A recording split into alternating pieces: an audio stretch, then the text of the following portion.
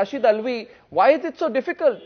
The politicians say all the right things. Why is it so difficult to say you have a pending criminal case against you, you can't find an election? Sorry, you can't do that. You have a pending criminal case against you, you might not find a job, you can't become an MP either. It is not possible just to say that if one criminal case or two criminal cases are pending, then you can't contest. What I mean is, everybody knows who is criminal, who is not criminal.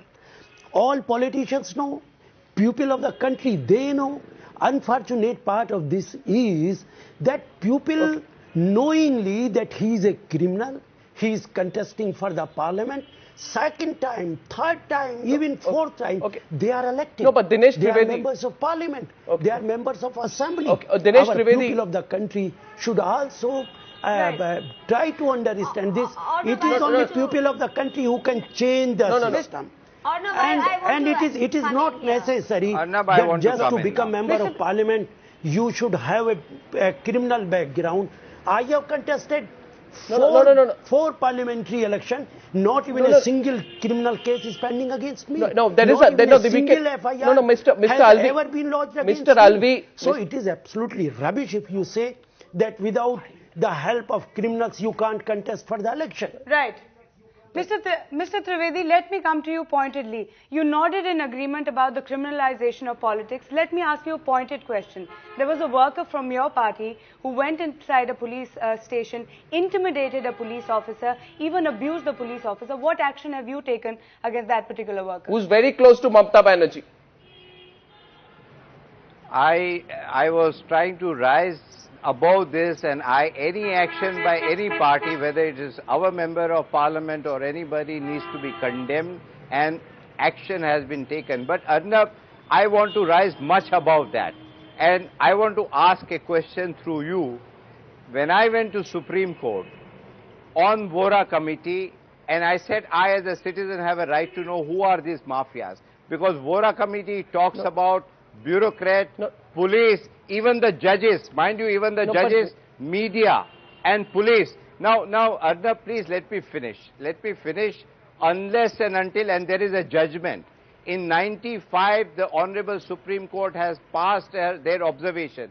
None of the government, whether it was NDA or the present government or all the government which has come, no government has taken any action, and today what the new bill which has been passed but it's not about is nothing but what the observation of it's Supreme about what Court you can do. do. My point is, I'll come to the solution. The solution is very simple.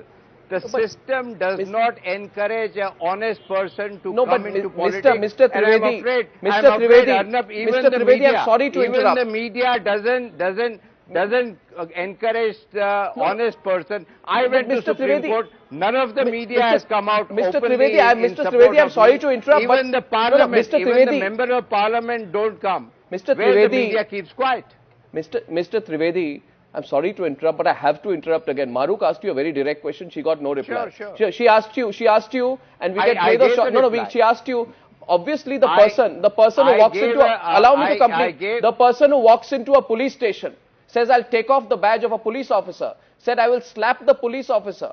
If that person is equally a criminal, the question asked was what action was taken against that person who's so close to Mamata Banerjee. You can't rise above everything unless you tackle the immediate issue. I want to come to Madhu Kishwar on that. Madhu Kishwar, quick comment from you.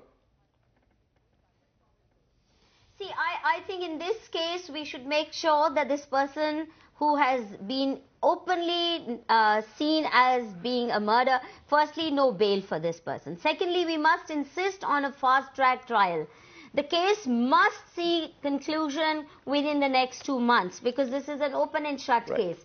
And it's only when politicians know that they can't go on bail, they can't go, run amok with such heinous charges against them, that they will start getting a clear. So I think in this case, let's keep the heat on, and that's very important. Secondly, I think it's also very important to acknowledge that our electoral system is weighted in favor of the crooked politician, because each politician has to buy their ticket.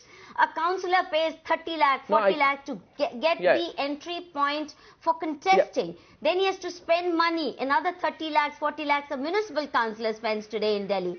He is going to be an extortionist. We allow them no other choice. So our electoral laws need to change. We need to have state fund. Madhu, I'm so sorry to interrupt you there. I'm totally running short of time. I just have enough time to ask one last question to our friend here from the Professionals Party of India. Briefly, sir, tell me, they say politics in Mumbai, in television studios is very easy. Will the Professionals Party of India go and fight an election there? In Uttar Pradesh, will you put up candidates there? Or will this be limited? Will this be limited to a South Mumbai exercise? No, it's going to grow, and we are planning to cover all of India. We believe a systemic change is required, and this is really what we need to do.